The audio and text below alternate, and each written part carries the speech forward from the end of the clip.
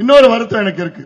டெல்டாவில் கடந்த சட்டமன்ற தேர்தலில் டெல்டா மொத்தம் கிட்டத்தட்ட 37 சட்டமன்ற தொகுதிகள் இருக்கிறது. இந்த 37 தொகுதிகளிலும் 33 தொகுதிகள் திமுக வெற்றி பெற்றது கடந்த சட்டமன்ற தேர்தல். 37 33. சரி, திமுக 5 ஆண்டு காலம் உங்களுக்கு என்ன பண்ணாங்க? விவசாயிகளுக்கு என்ன பண்ணாங்க? தொழிலாளர்களுக்கு, நெசவாளர்களுக்கு, மாணவர்களுக்கு, தொழிலுக்கு ஏதாவது வேலை வாய்ப்பு, வளர்ச்சி எதுவுமே பண்ணலையே. அததான் நான் கேட்கிறேன். இந்த தேர்தலில் 37 தொகுதியிலும் அதிமுக கூட்டணி டெல்டாவிலே வெற்றி பெற வேண்டும். வெற்றி பெற்றால் தானே எடப்பாடி பழனிசாமி அவர்கள் ஒரு விவசாயின் மகன், அவரும் விவசாயி. விவசாயத்தை பத்தி நல்லா தெரிஞ்சிருக்காரு.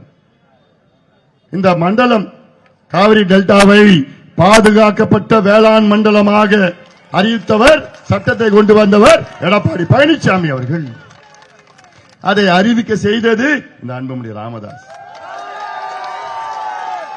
நான் என் வாழ்க்கையில எவ்வளவு நான் இந்தியாவுக்கு, தமிழ்நாட்டுக்கு நான் பண்ணிருக்கிறேன். அமைச்சரா நான் 108 ஆம்புலன்ஸ் கொண்டு வந்திருக்கிறேன், தேசிய கிராமப்புற சுகாதார திட்டம் கொண்டு வந்திருக்கிறேன், போலியோ ஒழிச்சிருக்கிறேன், பொது இடங்களில் புகைப்பிடிக்க கூடாத சட்டத்தை கொண்டு வந்திருக்கிறேன், எச்சரிக்கை விளம்பரங்கள், புகையிலை பொருட்களை கொண்டு வந்திருக்கிறேன், ஆஷாக்கள் நியமனம் பண்ணிருக்கிறேன், FSSAI போன்ற எல்லாமே இந்தியாவுக்கு கொண்டு வந்திருக்கிறேன்.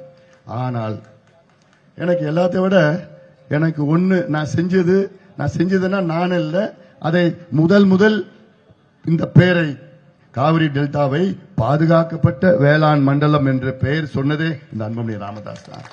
2016 சொன்னது மட்டுமல்ல, ஊரா நான் வந்தேன், தெருவா வந்தேன், நடைபயணம் மேற்கொண்ட, துண்டு பிரசுரம் கொடுத்த, போராட்டம் பண்ண, ஆர்ப்பாட்டம் பண்ண, விவசாயிகளை சந்திச்ச, குழுவில் சந்திச்சு, எடப்பாடி பழனிசாமி முன்னாள் முதலமைச்சரை 10 முறை நேரில் சந்திச்சு வலியுறுத்தி நாடாளுமன்றத்திலையும் பேசினேன், வெளியிலையும் பேசினேன், நிறைய பேட்டி கொடுத்து, அழுத்தம் கொடுத்து பிறகு மற்ற கட்சிகள்லாம் இதற்கு ஆதரவு கொண்டு கடைசியில் எடப்பாடி பழனிசாமி அவர்கள் இந்த சட்டத்தை கொண்டு வந்து இந்த மண்ணையும் மக்களையும் பாதுகாக்கப்பட்ட வேளாண் மண்டலமாக சட்டத்தை கொண்டு வந்தார்.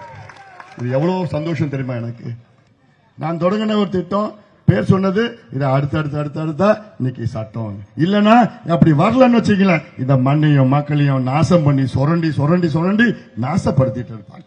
அதுதான் அதே போன்று இதையெல்லாம் நீங்கள் அதை சிந்திக்க வேண்டும். இப்ப வாங்க நம்ம குடிமகனுக்கு போயிடலாம்.